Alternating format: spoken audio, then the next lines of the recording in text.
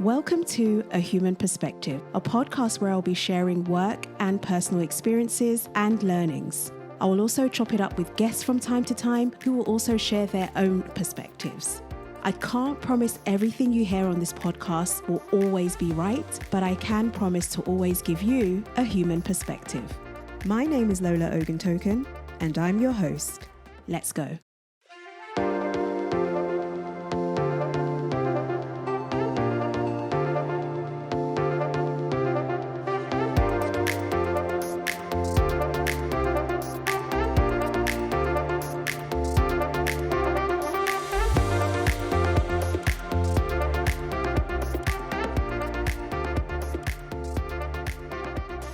Welcome to today's episode of A Human Perspective. Today we have Natalie Wood, who is VP of Engineering at Hokodo. The topic for today will be autism. I actually met Natalie quite a few years ago now when we were working at an organization together called Elsevier. Definitely one of the best businesses I've worked in terms of the way that they work. And I was generally impressed with Natalie's approach to her work. I believe you were heading up the quality engineering team at the time. That's right. One thing I really noticed about you was the level of attention to detail, how organized you were, how you were able to actually plan, strategize, roll things out. I saw you build your team in a very strategic way, and I was just super impressed with how you worked and your knowledge as well. I think it was interesting to see you develop and grow and evolve your role effectively into heading up a whole engineering team. So welcome to today's episode.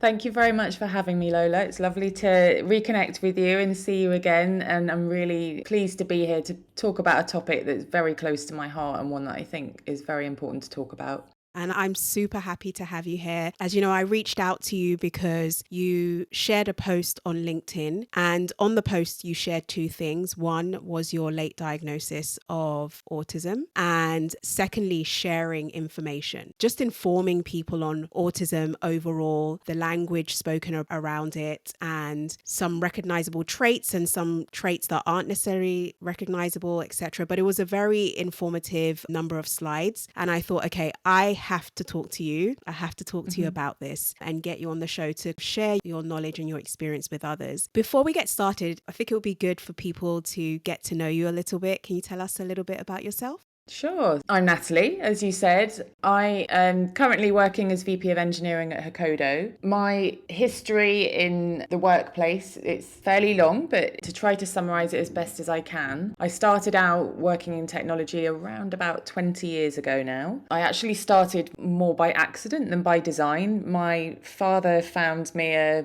kind of an internship at IBM when I finished university, and I ended up working in a speech recognition department in a research and design site, working in a small team of much older, very geeky software engineering men. From the outside in, it would look like we were very different kinds of people, but I completely fell in love with the way that their brains worked, the way that they communicated, and I felt very at home there. And despite not really thinking about that as a career pursuit before then, I knew from that moment on that I wanted to work in software engineering and particularly wanted to work with the people who do that kind of work.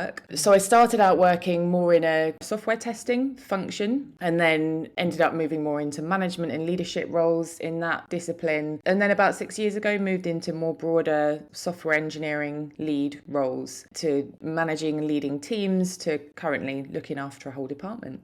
Amazing. What would you say that journey was like for you? So I know you mentioned when you first started out in the tech space, when you did that role at IBM, you felt very aligned with the people that you were working with. Has the journey been pretty much that during your time in various companies, or have there been good times and bad times as you climbed the ladder?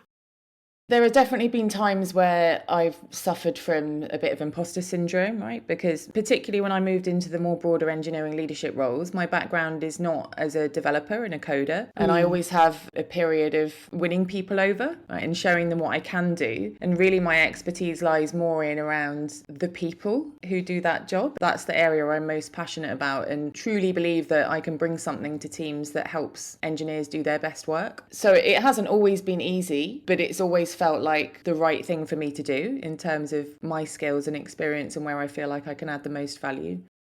Just going back to, again, why I reached out to you, as mentioned, something that I saw in the post that got my attention is the fact that you were recently diagnosed with autism. I think before we dive into the topic, it would be good to get from you a sense of what autism is. I think we all have ideas of it, wrong or right, but what is autism?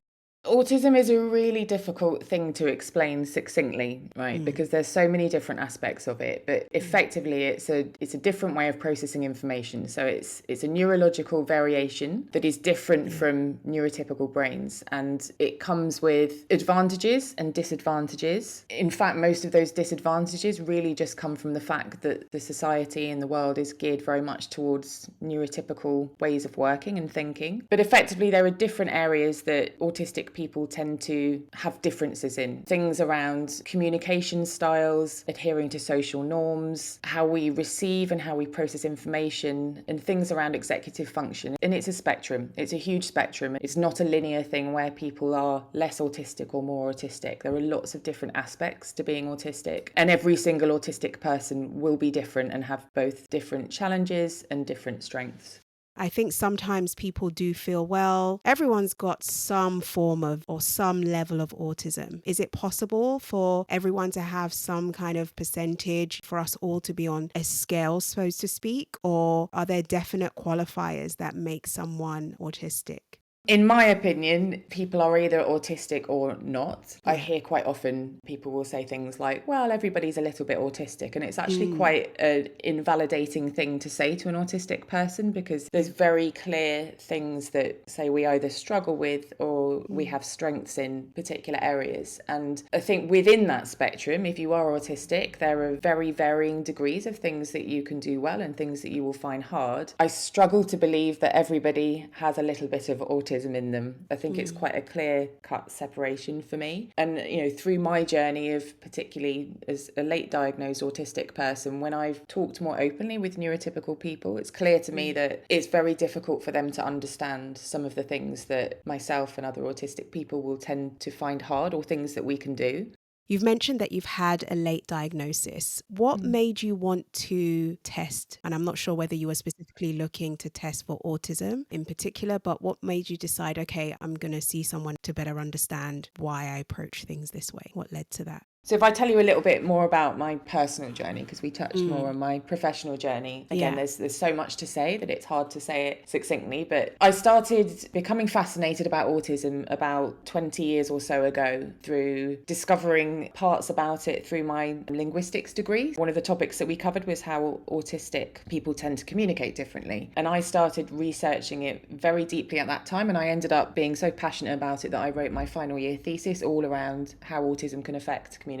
Now, at that time, fortunately, the world has changed a lot since then, but at that time, most of the information that was readily available to me was content that was written by neurotypical medical professionals, researchers, scientists, etc. And that led to me having an understanding of what I thought autism was that's actually quite different from what I know now. And I spent 10 to 15 years or so just continuing to research and being fascinated by it. And then about 12 years ago, I had a son called Dalton, who it was quite clear quite early on that he was autistic, and some of the traits that he had fitted some of those stereotypical information sources that I had read, as a lot of those are based on particularly young white males. And from that point on, my passion really turned sort of a different corner, in that I started to become quite obsessed really about reading about autism from an autistic perspective. So it really shifted from looking at mainstream content to reading all about autism from autistic people. And this is where I started to go through the journey of unlearning everything that I'd learned over those 10, 15 years that had preceded that. And then the more I read, the more I felt that I identified with the things that I was reading, and started to join a number of sort of online social communities, and particularly started to hear and read and learn more about autism in women, which can be really quite different from autism in men in terms of how it presents itself. So even though some of the struggles and the strengths are similar, the way that women will come across to others, because we tend to mask a lot more, is quite different. And actually, in my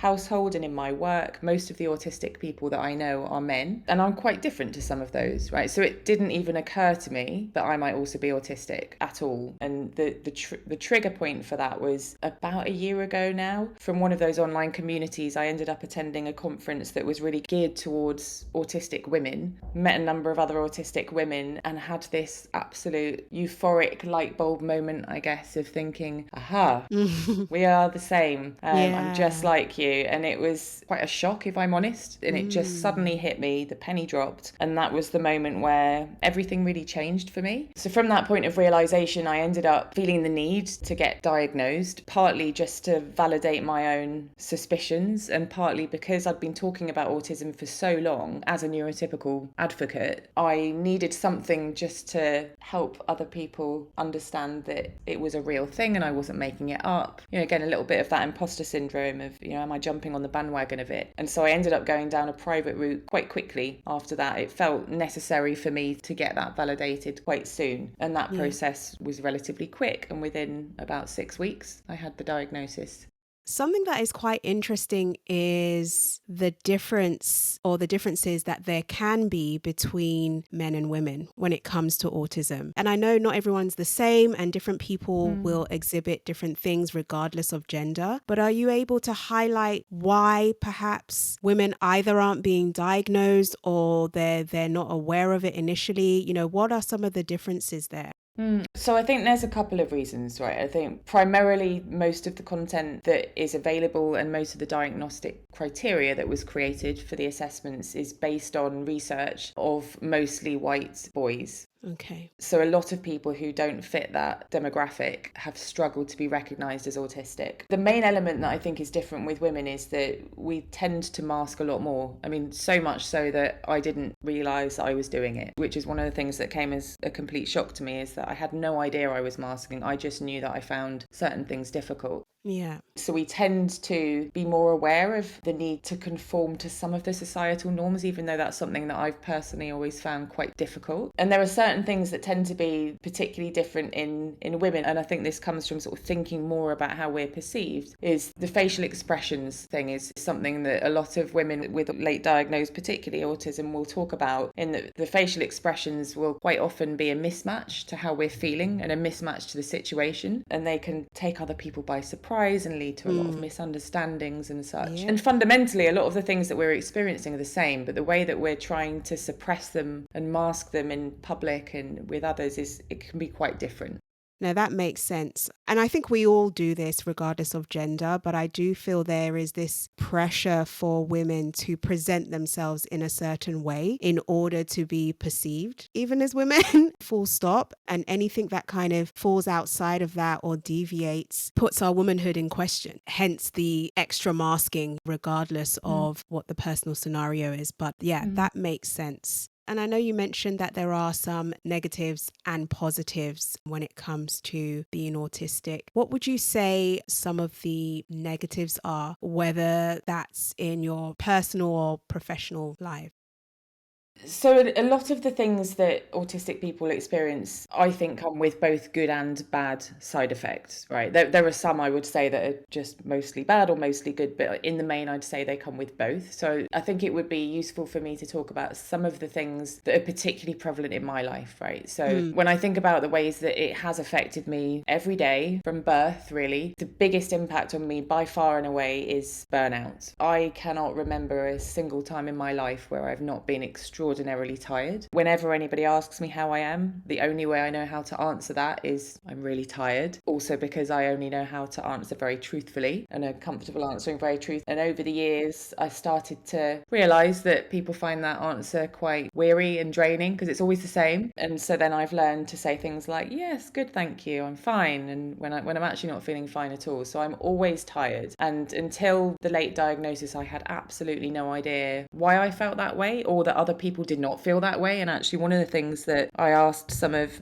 my neurotypical friends and colleagues when I did get diagnosed was, do you not feel tired every single day? And they were like, of course not. We feel fine some days, tired others. And I found that quite hard to understand because I never don't feel tired. So one of the main things for me is this cycle of hyperfocus and burnout. So the way that my brain works, the neural pathways are very open. And when I get into a task, I get very deeply into a task. I'm not great at multitasking, so I will tend to focus fully and very deeply for long periods of time, to the point where if I need to stop or want to stop, I can't really. It's very difficult to stop. So it's not even just about being able to hyperfocus, it's about the inability to really stop hyperfocusing. And whilst that comes with a lot of benefits, right, in terms of the huge amount of things that I can get done in a short amount of time, it's very exhausting. So if I have a long period of hyperfocus and then I'm in a situation where I'm unable to rest and have to go straight into something else, which could be a social thing, it could be a work task that I need to do, then that cycle of burnout and exhaustion will build up over time, where it's quite difficult to recover from it. So I think that's one of the main ways that it has affected me in my life, and that's led to years of misdiagnoses around things like chronic fatigue syndrome, allergies, all sorts of different things. The other thing I would say that's particularly prevalent for me is my hypersensitivity to sound. I think it's really important to try to describe this because people tend to think this is about volume, and it isn't really about volume. Volume is a problem, but actually what it's really about is the inability to filter out any kind of sound. So I hear everything with absolute equal priority. If I'm in the workplace and somebody's typing on their keyboard several desk banks away, and imagine if you're in a big open plan office, that's potentially 50 to 100 different people typing on their keyboard, having conversations. It might be raining outside, there might be a police siren going past. All of these things hit me with equal priority, and it's very, very difficult for me to focus on both what I'm doing and the conversation that I'm in. So particularly in a social environment, in a busy and noisy environment with a lot of people, the effort I have to expend to stay in the conversation and really be in it, which is important to me to do, is exhausting. And that tends to hit me afterwards because I'm able to suppress it and mask it and kind of get through it. So that's one of the other main ways. The other things, particularly when in the company of others, is having to really pay attention to suppressing my stims. So I have a few twitches and things that other people will find quite unusual, and I'm aware that they will find them quite unusual. So I have to work really hard to mask those. And that's the same with things like facial expressions. I've had a lifetime of people telling me to cheer up, looking so grumpy, when actually I'm feeling absolutely fine. And of course, then I feel a little bit grumpy after I'm repeatedly told I look grumpy. When I'm in public, and I notice myself doing this more and more now, particularly in the professional environment, I have to force myself to smile to the point where my cheeks hurt. And doing that for long periods of time can be really quite exhausting for me. Yeah.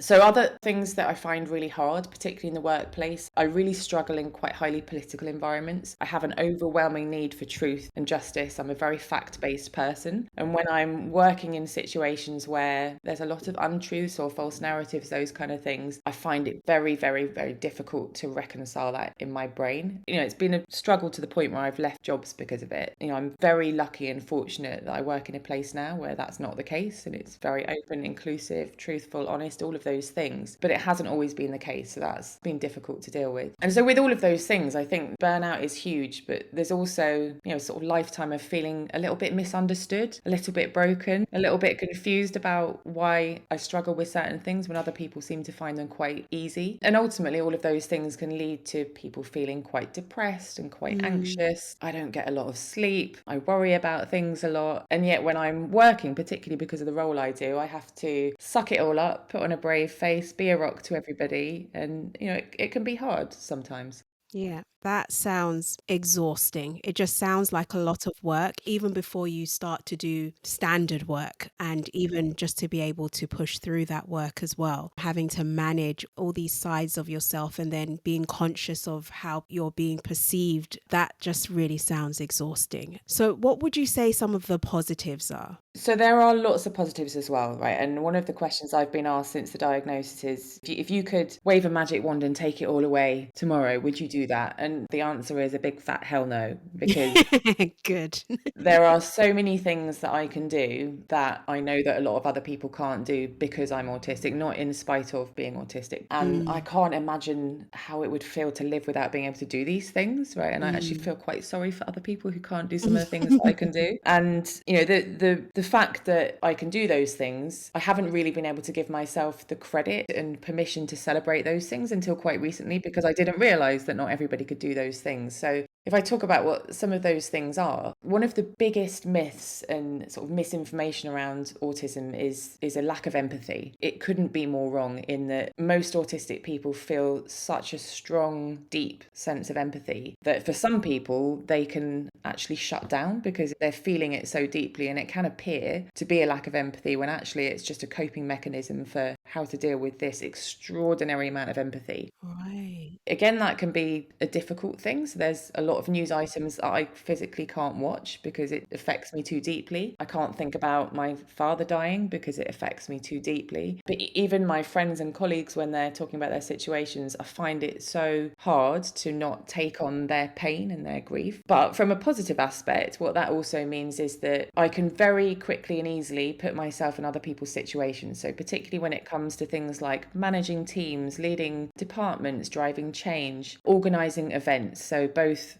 personal and professional events. I've always been incredibly good at thinking about all of the different perspectives from every kind of audience member without really having to try, right? It's just kind of in my brain and I can hold that information there, which means that I can organise things and lead things that will tend to get the best possible situation that there is. And that's something that I really value being able to do. And I think it helps me to be a good manager to people and a good friend to people and a good organiser of events, etc. I can hold an enormous amount of information in my brain and I will deeply research things, right? To the point where this is one of the reasons why I have very little sleep, because I'll find myself at 2 a.m. thinking, God, I wonder if snails have tongues. And then No. 3 hours will pass and I've found out that not only do snails have tongues, they have teeth as well, and things like Oh that, my right? This happens to me all the time. But what it means is when particularly in a work environment where there's a topic that I need to know about, I will research it very quickly and very deeply, and I'm able to hold all of that information, pull it all together, figure out how it all kind of impacts each other without really having to try. It just sort of happens if I let it noodle around in my brain. And then I can put something together that can share that very easily in a consumable fashion for others. So that's something that I'm particularly proud of. And the other thing I'm able to do is I'm extraordinarily organised, and I kind of have to be because I'm not good at multitasking. So I'm a very single-threaded but very deep worker rather than managing lots of things all at the same time. But it means that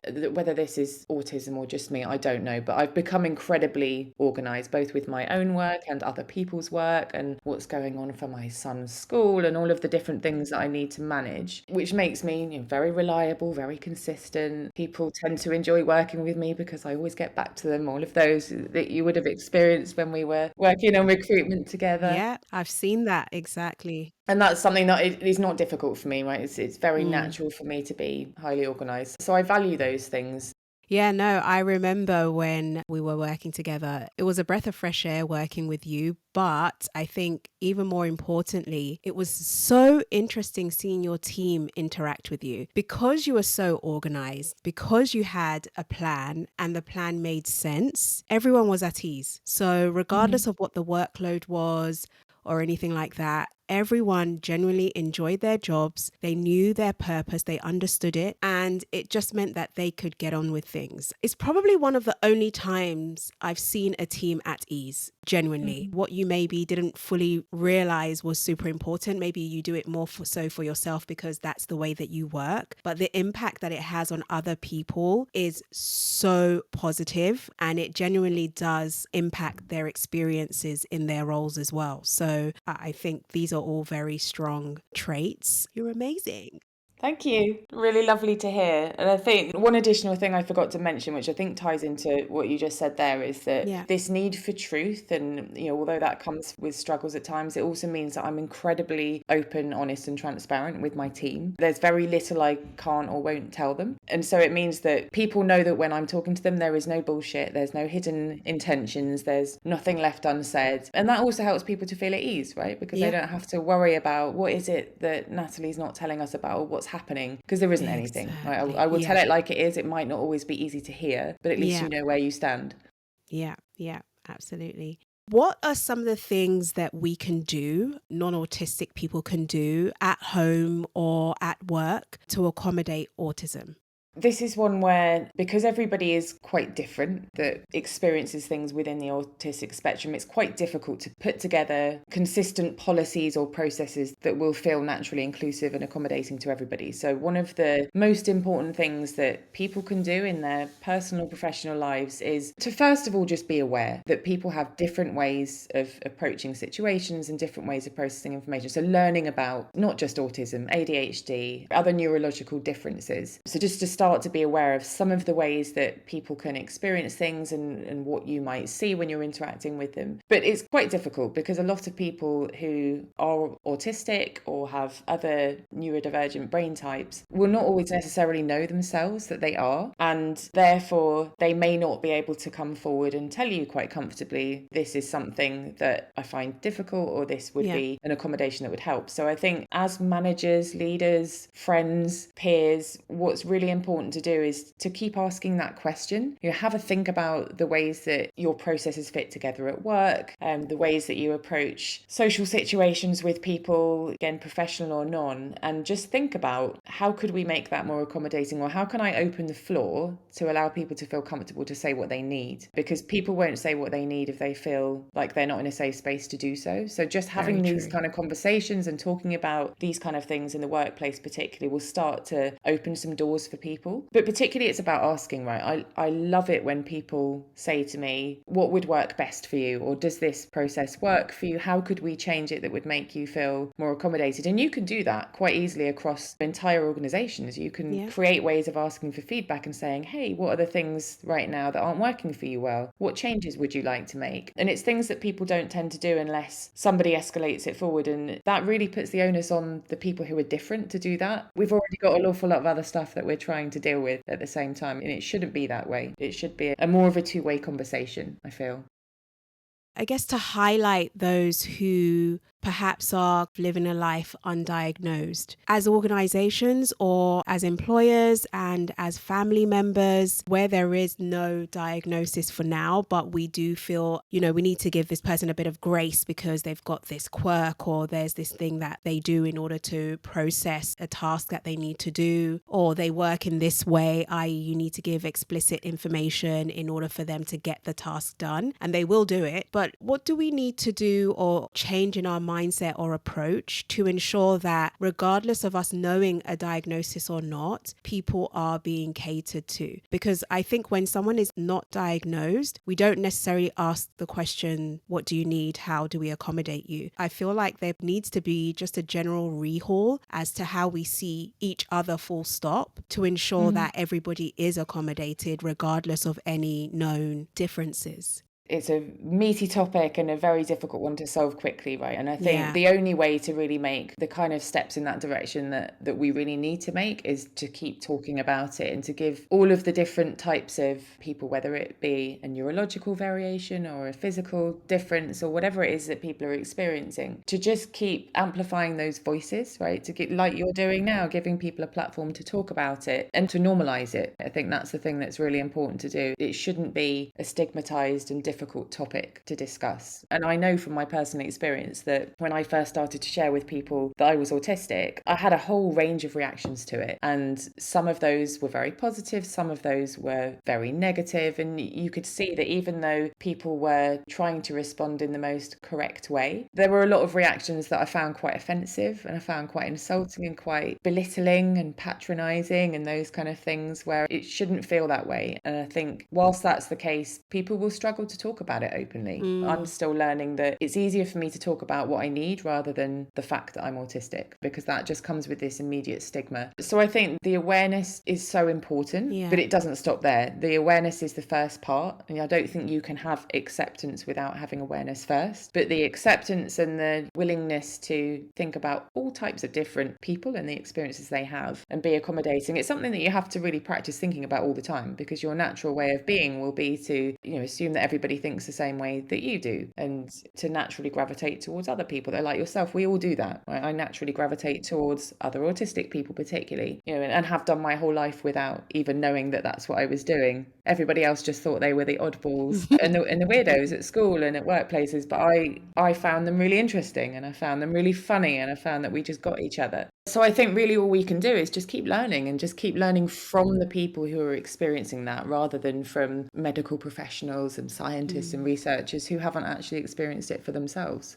Very true. Very, very true. Do you think neurological testing should become mandatory and just part of regular healthcare? So I don't think it should be mandatory, but I think it should be accessible, which is a very different thing, right? So I'm Yes. conscious that we have to be pragmatic about the amount of budget that's available in the NHS and those kind of things, but it shouldn't be as difficult as it is at the moment. In order for people to be diagnosed or have access to the information or support via the NHS can take several years, depending on your location, and that's far too long, particularly Wow. for children. There's, in order to get the accommodations that you need and access to the support facilities that tend to be available at schools, you have to have that diagnosis. And I've experienced this with my son, and just saying we know he's autistic is not enough. We have to have a piece of paper that proves and demonstrates that he really is, which I find bizarre. I don't think it should be necessary. So then there has to be a couple of things. One is access to the information so that people can very readily and freely in their own time and comfort from their own home learn a lot more about what being autistic means and looks like and feels like. But at the point where, people will want to seek something more formal and more professional in terms of support or a diagnosis, it should be very easy to do that in the same way that it would for a physical disability or any other kind of challenge that you're going through. And it isn't accessible. So a huge number of people simply cannot get diagnosed because it costs thousands of pounds to do it privately, or it will take many years, and neither of those two options are very easy to swallow.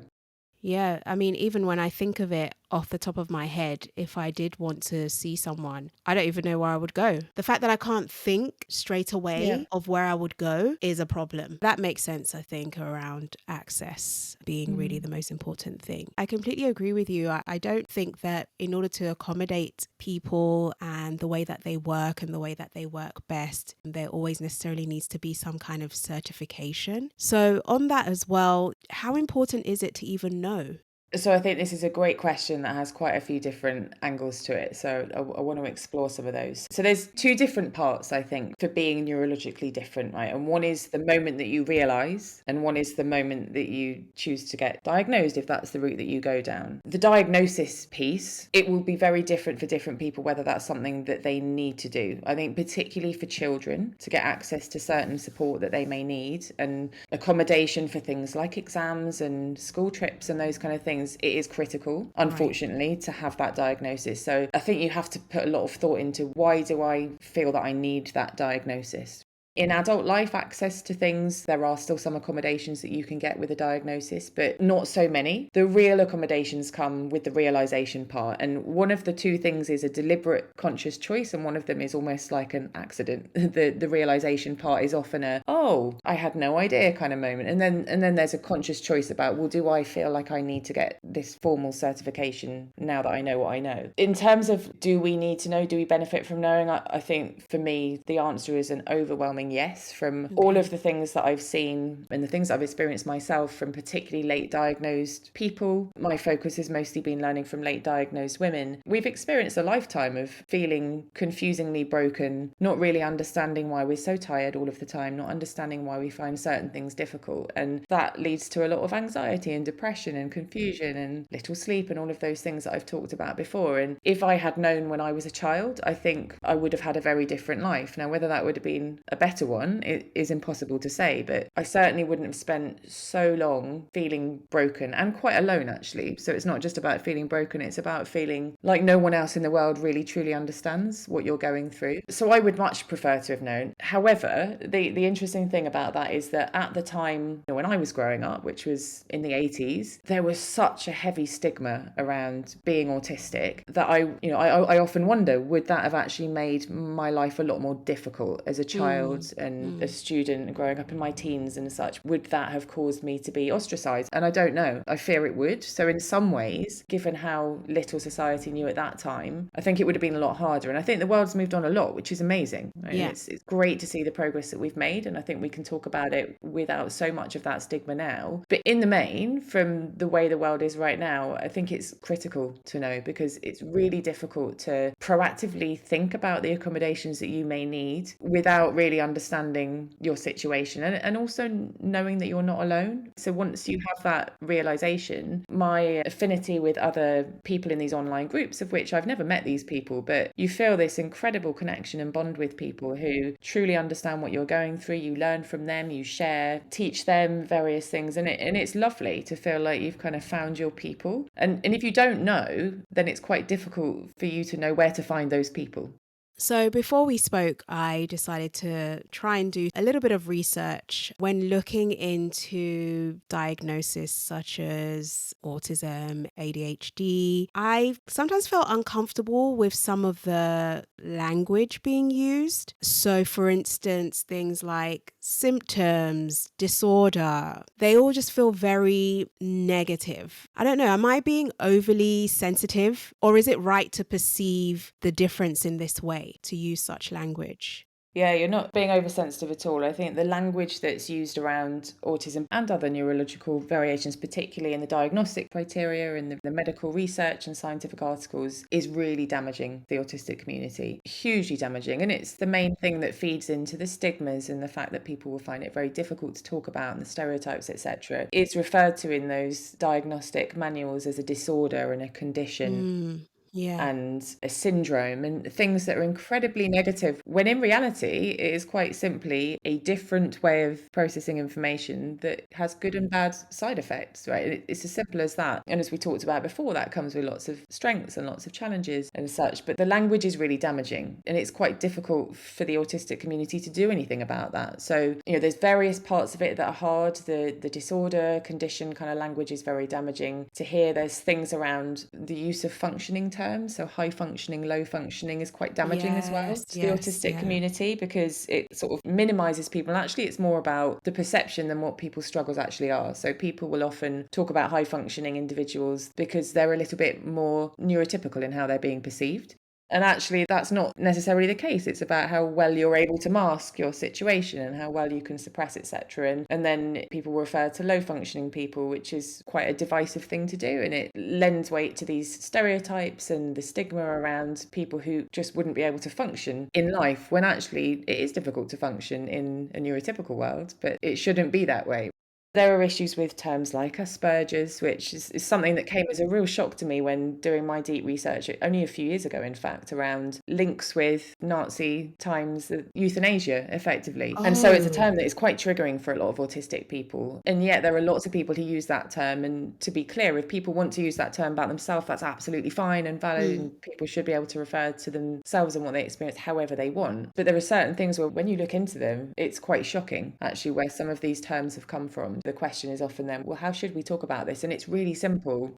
The safest thing to do by far, and the thing that most of people in the autistic community will be happy with, is just to call us autistic. They're very heavy preferences for identity first language over person first language. So what I mean by that is that we would prefer to be called autistic people rather than a person with autism. This implies that it's something that you can separate yourself from, or a temporary passing condition, when it's our everything. It's our brain type. It consumes everything about how we are and how we experience absolutely everything. And it's not an offensive term to us. People will often, I've noticed, say to me things like, you're on the spectrum, because they feel like saying that I'm autistic might be a dirty word for me. And it isn't. I'd rather people were actually just very direct and factual about it, as most of the autistic community are quite heavy fact-based individuals. Just call it what it is. Yeah. That's the safest and most comfortable way to refer to it, is just to call it autistic.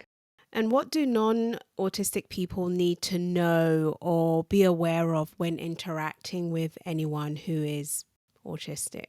So I think the main things that I would love people to take away from this podcast and from listening to other autistic people is that it's very different to the stereotypes that people have traditionally thought about when thinking about autistic people, that it's a massive spectrum and that people are very different. It's absolutely okay to not always get it right, and it's okay to ask, and it's okay to not know everything about it, but we really appreciate it when people ask us about it and think and reflect on what we've said about the accommodations that we've needed, and be flexible, even if they're things that seem very unusual to them. So being able to just have that conversation, feeling heard, having a voice, right? Not having non-autistic people speak over us about what our challenges and experiences might be like. That's something that is particularly frustrating. So just having a general openness, and I think this honestly applies to everybody, all different types of people, just being aware that different people have different challenges and different strengths, and that it's okay to have that conversation and it's okay to get it wrong, and just to continue to learn and listen from each other. That would be the world I would love to see in the future for my child, for his children, is just to be able to grow up and have a very frank and open conversation about how we work, how we experience things, and it be okay. So, what has life been like? Just as a final question, what has life been like since diagnosis? It's a really interesting question, right? Because when I first had that realization moment that I referred to earlier, I had this brief period of like, I can only describe it as euphoria, really, where I was like, this massive penny dropped. And I thought, yeah, ta-da, now everything makes sense. And my life is suddenly going to get better and I'm not going to feel tired all the time anymore. And unfortunately, that has not been the case. Bear in mind, this is relatively fresh for me. So I'm about a year on from that realization right now. The period that followed the realization, what you tend to do is replay your entire life through this new lens and all of the situations that have happened that have been confusing, which all suddenly start to make sense, and that's great. And then you start to think a lot more proactively about the kind of boundaries that you need to put in place to make your life feel more manageable. And that's all been positive, right? So I'm able to appreciate the strengths I have more, because I realize now that lots of people can't do those things that I can do, and that's great. I'm able to ask much more freely and easily for accommodations that I need, and I've experimented with that a lot in the last year, where I sort of started off telling anyone who'd listen, hey, I'm autistic, look at me, and that didn't go so well sometimes. So now I focus more on saying, look, the way we're approaching this situation, it doesn't work well for me, it doesn't work well for the way my brain works, but here's how we could make it more open and inclusive. And we have to do those things in a way that doesn't damage other people as well. It's really important to say that there's not an expectation that the entire world fits exactly around the way an autistic person's brain works, but there are lots of ways to make it very open and inclusive for everybody that are quite easy to do. So some aspects of that have been good, but there has been some very difficult aspects as well. A few key things have happened, and actually it was only by lurking and reaching out in these online social communities that I referred to that I've been able to make sense of certain things and feel less alone. So one of the main things that happened when I first realised was I became acutely aware of the challenges, right? So up until that point, there were a lot of things that I was able to just grin and bear it, suck it up, continue on with it, because everybody else seemed to find it okay. And whilst that led to me feeling quite tired, it also meant that I was able to get through life without constantly feeling a little bit anxious and a little bit broken, really. And since then, particularly with the sound and with the fact that I need a little bit of processing time when receiving information, and that's become very acute for me. It almost feels exaggerated, and that's quite a common thing that I've heard other late diagnosed autistic people talk about.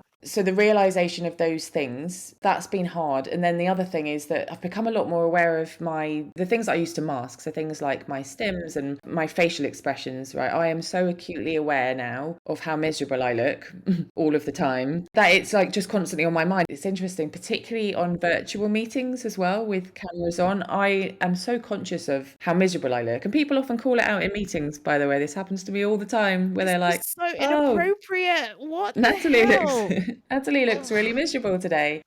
God. And I'm focusing on it so much that it's actually really difficult to concentrate on what's being said. So I think that awareness of the fact that I am different has been hard, right? And so Yeah. that has its own levels of burnout and consequences, where the kind of balance of the things that I've now find easier, but there are other things that I find harder now. And on balance, I feel just as burnt out as I was before, right? And that's been really disappointing. But you also go through this period genuinely of grieving. Grieve for the child that you thought you were and the challenges that you had without knowing, and all of the times that you felt broken and lonely. You kind of want to reach out and give your 5-year-old self a massive hug and say, it's okay that you feel that way. And you have a lot of grief, and that takes time to work through, right? So what I'm learning from talking to lots of other people, particularly late diagnosed women, is that it's a journey. It's a massive journey, and it's not one that will get fixed overnight, right? So I feel feel like I'm starting to come to a point where I'm much more comfortable about it, and doing things like this and talking about it openly helps me, and I think it helps the rest of the community as well to feel more comfortable talking about it. But I'm by no means out the other side, and I think it might take several years. I might never feel completely comfortable with the situation, but you have to try and you have to press on. It's not a silver bullet finding out, it really isn't, and I think it's something to be aware of, and you don't make that conscious choice of realizing, as I say, that will happen or it won't. And when you do, it's not going to be a straightforward path. There's going to be some times where it's very difficult, and I had a lot of tears and difficult moments when I first found out, and just a lot of confusion, and felt probably more alone in that period, the first few weeks that followed, than I ever had in my life. Wow. Which was very hard to go through, especially when you're in a leadership role in the workplace, where you really need to look like you got your shit together all the time, and often I really don't is the truth. I really appreciate, your openness and transparency on that, because I think this is the side that we don't always hear of. I think it's also important to understand that it's not easy taking a diagnosis on. It's not simply a label. It does have real impact in both positive and negative ways. The wonderful thing about the conversation today is that I feel like we're humanizing what has kind of felt like a label. We do need more conversations like this. This is what's going to create greater understanding overall. So I really do appreciate you being so open and taking the time to talk to me about being an autistic person, but not just that, your personal experience. Oh, thank you. I really appreciate you wanting to have this conversation and helping us to amplify our voices, because that is so important to do. And the more advocates we have, the more champions we have, the better. So thank you to you too. Pleasure, an absolute pleasure. And I'm also going to share the slides that you created as well alongside this, so that people can take the time to read up on all the information that you shared, because it really is a brilliant deck. Thank you so much, Natalie, for spending this time with us. I really appreciate it. It's been a wonderful conversation. I've learned so much more again, and I'm sure a lot of people will take a lot away from this conversation. So thank you for joining us today on A Human Perspective. Thank you so much for having me.